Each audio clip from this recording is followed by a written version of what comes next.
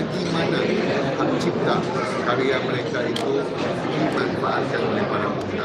Itu komitmen kita di KPDN di bawah antara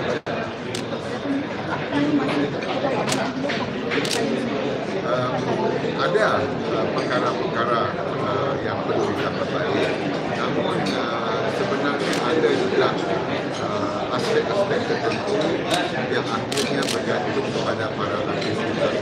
Contohnya shore supaya diwujudkan satu scene. Okay? Pengguna industri kuat untuk supaya benda itu direalisasikan kerana mereka agak susah urusan dengan pelbagai scene.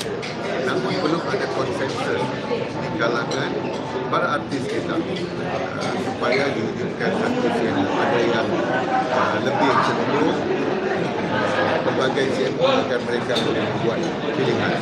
Jadi itu yang tengah kita buat further engagement supaya kita dapat sampai kepada satu tindakan. Sebab kalau kita membuat tindakan pun kena pelbagai aspek. Kita tidak boleh datang ke parlimen tinggal satu benda kecil dan kemudian datang semula. Itu yang kita perlu untuk melihat pelbagai aspek.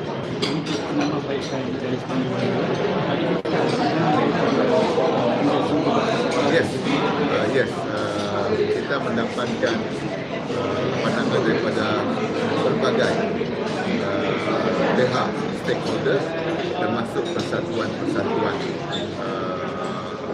artis kita.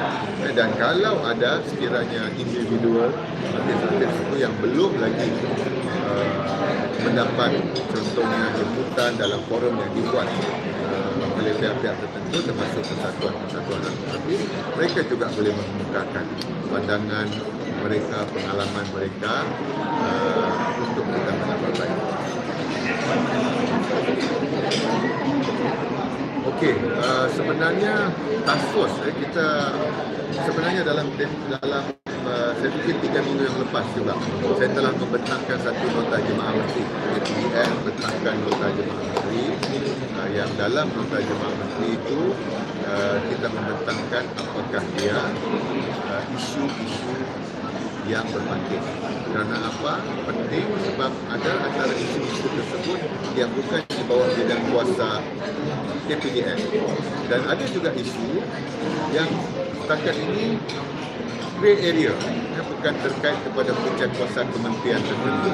Contohnya ada shore supaya kita melihat in totality kepada aspek kebajikan para pemuzik kita, artis seni suara.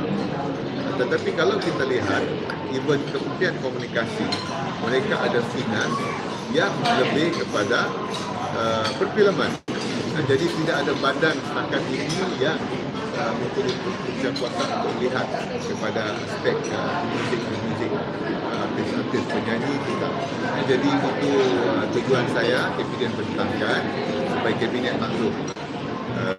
Selain daripada kementerian tertentu menyusul tindakan tersebut dan ada juga yang perlu. Itu sebabnya kita telah memutuskan di nota tersebut kita akan